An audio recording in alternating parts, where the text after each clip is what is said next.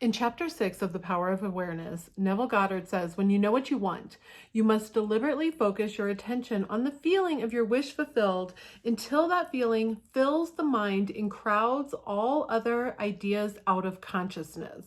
Now, how do you actually start to crowd out consciousness, right? So we got to learn how to place our attention on the things that we want, not necessarily place our attention against the things that we don't want by continuing to give them power. And what we're going to be talking about today in this video is exactly how to use the power of your attention, crowd out the areas of consciousness that you currently have until what fills your consciousness is truly you being the person that you want to be, you learning how to align to your actual ideal self and step into the life that you want to have. So in this video, I'm actually going to be sharing a evening routine that I have created. It's a process that you can follow. It's super simple and it does connect to your morning routine, but we're going to talk more about the evening today that is set up for you to actually continuously align to your wish fulfilled before you go to sleep so that you can actually start to crowd out your consciousness. If you're new here, my name is Cecilia Hendricks. I am the host of the podcast Unleashing Happiness, and I teach emotional regulation and how to manage your mood so that you can actually remain focused on the desired outcome that you're seeking and truly start to create a life that you love. If that sounds like what you're interested in, you're looking at truly creating a life that you enjoy living, you like the processes and the teachings of Neville Goddard, Law of Assumption, Law of Attraction, but are looking for a way to simplify it in your life and create more practical and pragmatic processes to follow to end up getting your desire, then you are in the right place and you definitely want to subscribe so that you don't miss my content. So in that same chapter, Neville Goddard actually continues by saying the great secret of success is to focus the attention on the feeling of the wish fulfilled without permitting any distraction. All progress depends upon an increase of attention. The ideas which impel you to action are those which dominate the consciousness, those which possess the attention. So if you follow my content or if you listen to my podcast earlier this week, like literally yesterday, depending on when you're watching this, February 20th is when I posted a podcast episode that was talking all about self-observation, right? And the whole point of self-observation is to understand which state you're currently in. So if you have been trying to make change to your life, one of the best places to start is to understand where you're coming from now. What are your actions and behaviors now? Whatever state you are currently dwelling in, I'm just kind of giving a quick recap if you're new or, if you're like new to my content or even new to Neville Goddard so that you can kind of understand some of this stuff, is your state is literally like your identity. It's the stuff that you believe true of yourself, and it can be stacked, right? So it doesn't have to just be one thing. You can have many things, and your state, not truly your self-esteem, actually determines what it is you experience in life. So you could truly believe like, I don't know why I get everything I want, but it all just works out for me.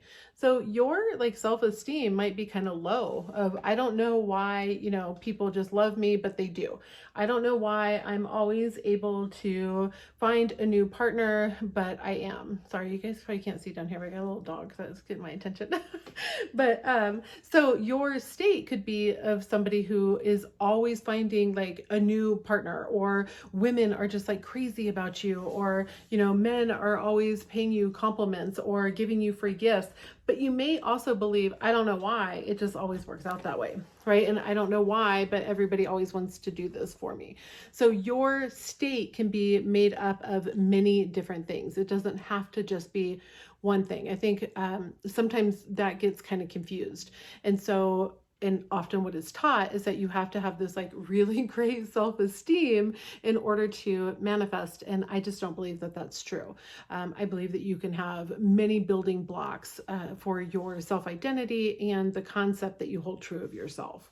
Now, that said, what we're going to be talking about today is more along the lines of how to actually use your attention and to make sure that you're setting your attention and intentions on this actually desired outcome or wish fulfilled that you're looking to obtain. And you do that through repeated focus. And the more that you repeat that focus, the more that you continue to put your attention on the thing that you want, the more that you start to crowd out the rest, and it can't actually continue to exist because you're not feeding it anymore. You're not giving it the attention. And that's what we're going to talk about here in a bit more detail. Now, if you are a follower of Neville Goddard, you likely know one of the biggest techniques that is talked about around him and his teachings is called SATS, right? State akin to sleep. And essentially, he talks about drifting off to sleep in the wish fulfilled, making sure that you either have a scene that you kind of play. You can use a lullaby method. There's a lot of different methods that you can use for this. And I'll talk about those in other videos. I don't want to get too far off course, but one of the really important things for you to continue to do is to make sure that before you go to sleep, you're actually in your desired state, right? If you go to sleep worrying about everything that happened in the day or replaying an event that you really wish had not happened or you were upset with the way that it happened, you're kind of recreating this within your own body. Your perception is then going to say, hey, we're going to kind of continue to seek for this to be truth. Your brain, I'm going to kind of back up here a second. So your brain is actually designed to seek to confirm that what you believe is true, right? Like even if you take out all the spirituality part of it, if you continue to tell yourself that you're unlucky and nothing ever works out for you, your brain will actually start to seek confirmation of that. And your perception won't even allow the filter to come in of anything that, challenges that belief. So when you start to tell yourself that everything really goes well for you and you start to look, like consciously look for those behaviors throughout the day, that's actually what you start to realize in your life. Your brain then starts to see it more. Your, it's called the RAS, the reticular activating system, says, oh yes, we'll let this in. It's pretty much like the bouncer of your brain, and it decides what it's going to pay attention to and what it's not going to pay attention to.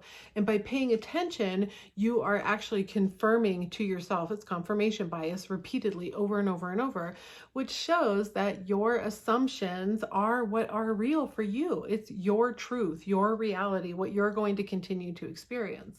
Now, it's not to say that you have absolute control over absolutely everything that ever happens to you. You really don't. Part of learning kind of some of these tools is to have the emotional regulation to better manage when things come up. It's not just about hiding from them. It's not about running from them. It's not about denying the way that you feel. It's about consistently returning to the belief and the faith in the wish fulfilled, in the thing that you want, the desired outcome, the goal that you're looking to work towards. So when you're getting ready for bed, it's kind of important that you set up like a process to follow, a routine, a true bedtime routine that aligns you to feeling your wish fulfilled, right? So I want to give you an example of kind of the way that I've set this up. I set up a new system for me that's called the 3 R's. And so those 3 R's before bed, I do them about 30 minutes to an hour before bed. So there's refresh, renew, and reflect. And we're going to go over each one of those. So to refresh is to cleanse something on your body. You can either take a shower, you can wash your face, you can wash your feet. Taking a nice bath is really phenomenal. I've been doing a lot of like magnesium baths, and I have to tell you, I feel phenomenal and I sleep so well since I've been doing those. So I buy magnesium flakes online, and then I take this like relaxing bath, and I make sure my phone's put away. I do want to add that. One of the things that I do is I make sure that my phone is put away an hour before I plan on falling asleep. I don't need the distractions. I don't need the like kind of cheap dopamine, right? I want to make sure that I'm focusing on my wish fulfilled and being the person that I want to be, being truly like stepping into and embodying my ideal self. And I do that by not being on my dang phone, right? I think our phones have many amazing tools and provide us a lot of like wonderful information. But at the same time, I don't need to be on my phone constantly. And I definitely don't want to go into bed with the thoughts of somebody else like in my brain. I want to select my choices or select my thoughts. I want to select what I'm focusing on. I want to pick. I don't want something to come up online that's going to throw me off, right?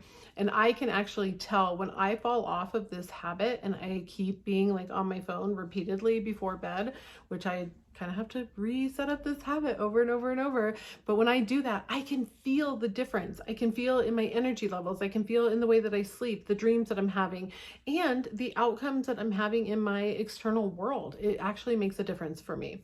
So put your phone away, right? And then start your 3 R's routine. And so the first one is the refresh. You're going to cleanse something on your body. It's a great way to show yourself some love, to show up for yourself. And then also, if this is something you're not currently doing before bed, then what you're doing is you're setting up a new habit.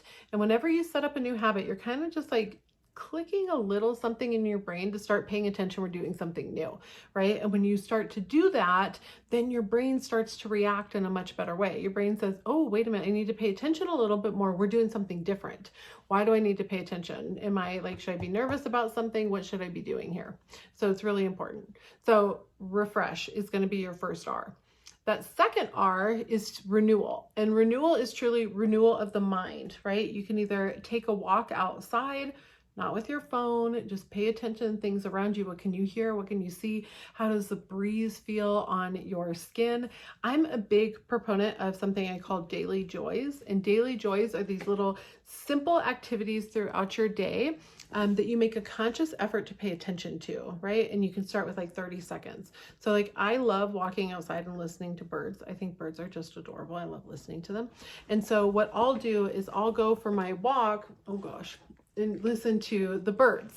And that to me, okay, I'll be right back. Okay, sorry about that. I'm back. So I love listening to the birds. And so what happens is I will pay attention to that, and I'll pay attention to the physical sensations in my body while I'm doing this daily joy. Kind of a caveat at different times of the day is like, I also really love a cup of coffee, and my first cup of coffee in the morning is phenomenal. It's like my favorite thing. So what I'll do is I'll pay attention to having that cup of coffee. I have videos on daily joys. I'll link one up here so that you can watch it if you're curious about how to get that practice set up in your own life. It's phenomenal. It's a great way to start building some natural gratitude and feelings of gratitude, and start to really become present and grounded in this present moment. So it's a really good tool. So I'll link that video up above. And then, so the walk can be one for renewal. We're on our second R. The other one could be to do a meditation, set up a breathing exercise, read a book, start working on a hobby like a craft or something that you've been doing, do a word search, crossword puzzle, Sudoku, whatever it is, but something that is really for your renewal of your mind. I like to kind of pick a couple different things, and I don't always do the same thing each night. So I always wash my face, but like one night I might do a bath and wash my face, and then do, a calming meditation while I'm in the bath. And I just love that. And those kind of check off 2 of those boxes for me. So now the third one is going to be reflect. This is going to be where the majority of your time is spent, okay?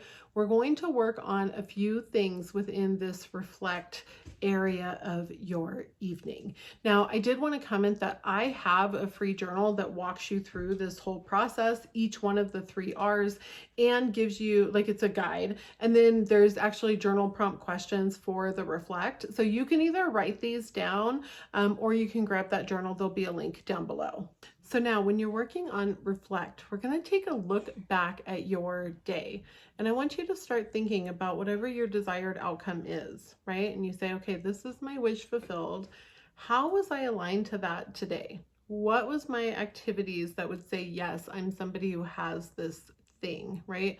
And I don't want you to think too much about this. I don't want you to be like really harsh on yourself, but just think about it. Like if I considered the fact that maybe I have a specific person that I would like more attention from, what was my behaviors that were aligned to being someone who is receiving the attention from a specific person? And in what ways was I opposed to it? Like what ways, and you got to be honest with yourself, okay? And sometimes it's hard, but in what ways did I spit out really desperate energy when it comes to this? And it can be difficult to admit that outwardly, so you don't have to worry about this. Only the business for you, right? But there are times where when you become very honest and you reflect back on your day, you can say, man, I did not act like the person who has this. I acted like the person who's being ghosted and, being treated kind of crappy in this situation and really desperately wants this person's attention. And even if you didn't physically do anything, what was mentally going on? So your actions, again, like Neville said, are going to be driven by your state. And those actions don't have to only be a physical action. They can actually be a mental action as well. They can be the way that you're talking to yourself, the inner conversations you're having. I'm a big inner conversations person, and I have to catch myself. I have a lot of inner arguments with people, and that is something I'm consistently and always working on. It's something I recognize in myself. And you can only change something once you're actually aware of it. So when you reflect, you're becoming aware, like, what didn't I do today? What values do I want to hold that I did not have today? And how can I be better tomorrow? Then take a look and actually map out how you're going to spend your morning. What are you going to do tomorrow morning that is aligned to the person that you want to be? How are you going to behave? So let's say that you do want this love, right? But instead you woke up this morning and scrolled your ex's Instagram and found out that he was out on a date with somebody else, and you cried, right? You sat in the shower and cried, and you're like, you know what? That behavior actually isn't aligned with the kind of person I want to be. So what can I do differently tomorrow? Well, I'm going to stay off my phone. I'm not going to go onto my phone.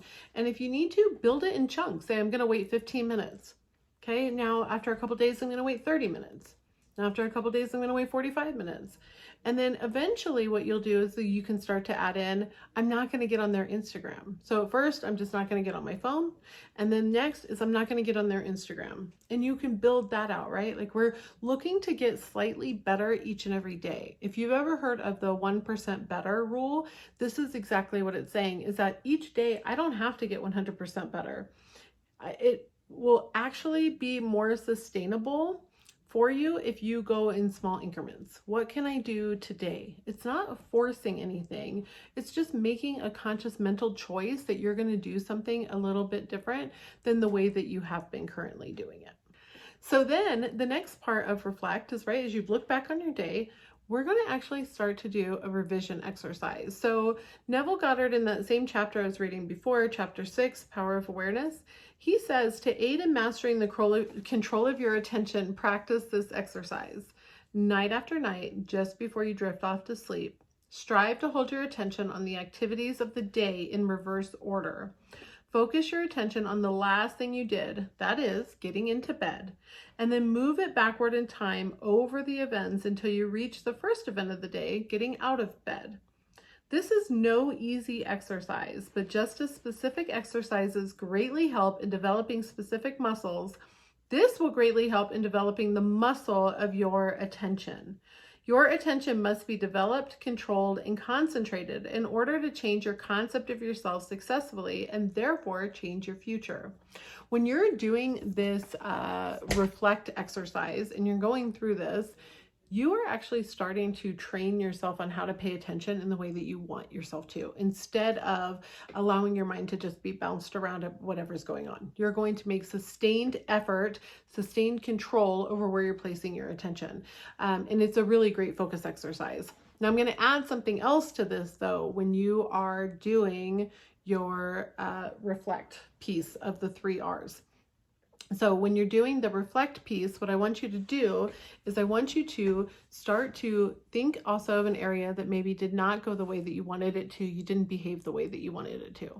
So let's say you get to the morning and you remember that you picked up your phone and you scrolled your ex's Instagram and you saw he was out on a date with somebody else and you ended up crying in the shower. So instead, what I want you to do is I want you to imagine just the possibility. We are not putting pressure on ourselves on how this is going to go. We're not going to freak out if we're doing it right or wrong. It's just a possibility. It's like a fun exercise. What would the possibility have been, or what would it have felt like had that gone the way that you wished it had? So maybe instead you opened their Instagram and you saw a picture of you guys, or you didn't open it at all, right? And instead in your shower, you just felt phenomenal and you were singing in the shower. I just want you to start thinking about what would be the possibility, what if it had gone differently? And this is how you're going to start to build on this. Give these 3 R's at least 30 days. Again, if you want to grab the guide, you can. It'll walk you through exactly how to do this. You can have it by your bed and just build it into your routine. And this is a really simple way to start making sure that you're having gratitude at the end of the night, that you're focusing and reflecting, that you're learning how to direct your attention, and that you're taking care of yourself, right? You're washing your face, you're taking care of your mind, body, and spirit by doing these 3 R's. It's a really phenomenal process. It's super simple. Because when you do this, and especially on the reflect, what you're actually doing is you're setting an intention. You are consistently setting an intention and crowding out your consciousness with the attention of your wish fulfilled. Because once you go to bed after reflecting and you know what you're going to do, and you have revised the activities of the day that didn't go the way that you wanted them to, you're actually setting an intention. And then you intend the next day to get 1% better by doing XYZ that is more aligned to the person that you want to be. You are actually crowding out your mind with other thoughts than the way that things didn't go well or nothing ever goes your way. You're starting to make a choice in the way that you behave. You're learning how to manage your moods. You're learning how to control your emotions, and not just control as in deny that they're not happening, but actually start to shift them so that you can make a choice in your reactions to anything that happens to you in life. And that is truly the step to changing the reality that you're experiencing. So if you have any questions, please leave them down below. I would love to hear from you. Again, if you would like some more information or continue to follow me, please make sure that you subscribe so you don't miss out on anything. I would recommend that if you have not already watched it, that the next thing you listen to, there's no video content, but the next thing you listen to is actually my podcast episode that was on self-observation. It will really kind of help you understand how to give awareness to your current behaviors, because you can't change anything unless you're actually aware of it. That'll be the next video that pops up and kind of a recommended video for you to watch. I definitely recommend that one as your next step if you have not already listened to it. So I do wish you all the best. If you have any questions that you don't want to leave on YouTube, I totally understand. You can always shoot me an email at unleashinghappiness@ceciliahendricks.com.